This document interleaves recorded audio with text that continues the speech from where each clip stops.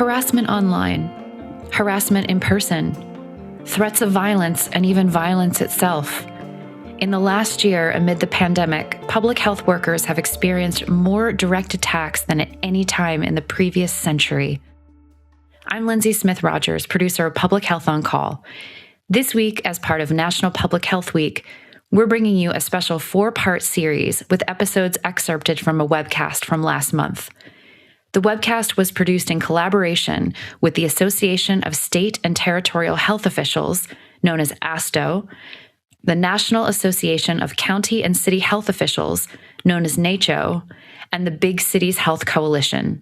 In this series, we will explore the extraordinary challenges facing the field of public health in the COVID era. We'll hear from health officers on the front lines about their experiences, from researchers about the scale of the problem, and from the leaders of ASTO, NACHO, and the Big Cities Health Coalition about what is to be done.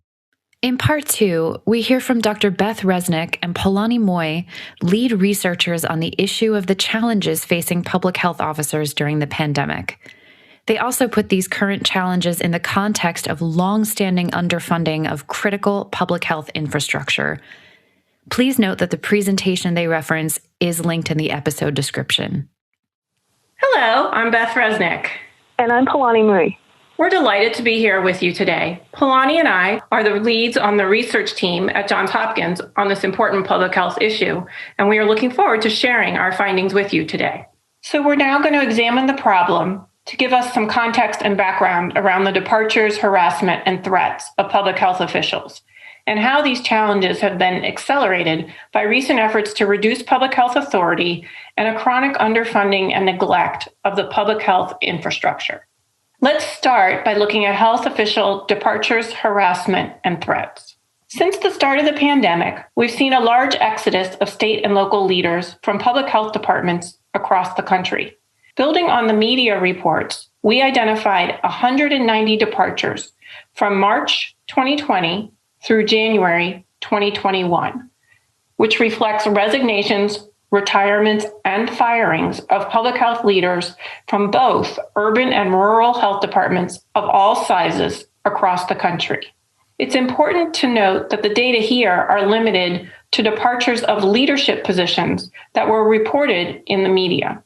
So the actual exodus, including staff-level departures, is likely much greater than what we are seeing here. In addition to the uptake in leadership departures, the pandemic has also seen an increase in threats and violence against public health officials across the country.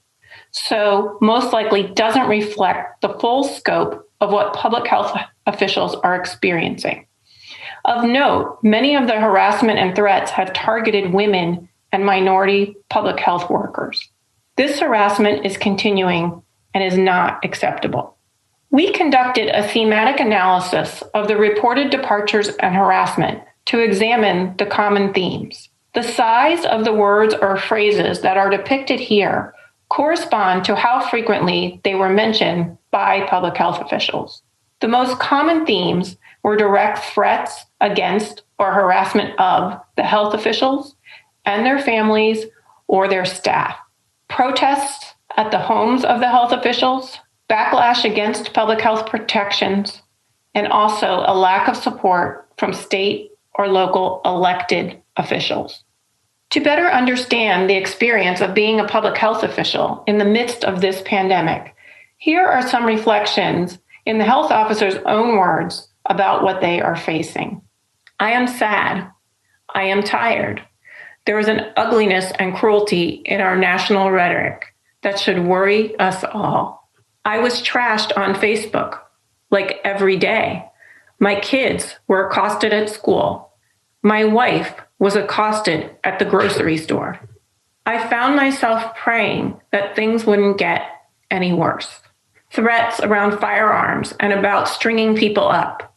Comments about the fact, just based on what we look like, we obviously weren't health experts and shouldn't be listened to. Our staff, and particularly our female staff, are met with hostility at a level that we have never seen before. They are doing their job. They are doing what we've asked them to do.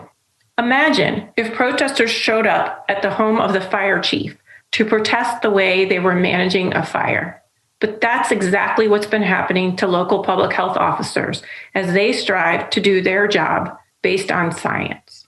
So, as evident from what I have just presented to you, these harassment and threats are a growing issue that's stymieing the ability of our public health leaders to protect the health of our community at this time when their expertise and leadership is needed most. Now you're going to hear from Palani Mui about some other underlying factors that are accelerating this problem. Thanks, Beth. I'm now going to discuss how this issue has been further impacted both by a neglected public health infrastructure as well as attempts to limit public health powers. I'll start with efforts to reduce public health authority. As noted by a former local health officer, political disagreements and gamesmanship have contributed to increased disrespect and disdain for public health leaders, as well as calls for retraction of evidence-based public health guidance. As of December, at least 24 states have filed bills that would limit governmental public health powers at both the state and local levels, including limits on quarantines, contact tracing, vaccine requirements, and emergency executive powers. And while some of the bills failed, others are currently under consideration. And now that many state legislatures are back in session, additional efforts to roll back public health protections may be underway. Should these efforts succeed, health departments could lose legal authority that is essential for the protection of communities from disease and illness. Another contributing factor to the challenges health agencies are facing is the neglect of our public health infrastructure at all levels of government. Underinvestment in public health is not new. At the federal level, the Prevention and Public Health Fund, established as part of the Affordable Care Act to help improve and sustain our national public health system, has seen a 50% cut in funding since its creation in 2010, with money shifted to other programs as well as a payroll tax cut instead of its intended use for public health. This investment in public health also extends to state and local governments, particularly since the Great Recession, when public health budgets were cut and were never replenished. This infographic depicts how public health spending in most states has stagnated or declined since 2010. As noted here by a former health officer, public health has been chronically underfunded compared to fire departments or other agencies tasked with emergency response. In addition, the nation is facing growing public health challenges with a depleted public health workforce. State and local public health agencies have lost more than 40,000 positions since the Great Recession, amounting to more than 1/5 of the total workforce. In comparison to the 2009 H1N1 pandemic response, we're now fighting COVID-19 with a smaller public health workforce, yet having to meet the needs of a larger and more diverse population.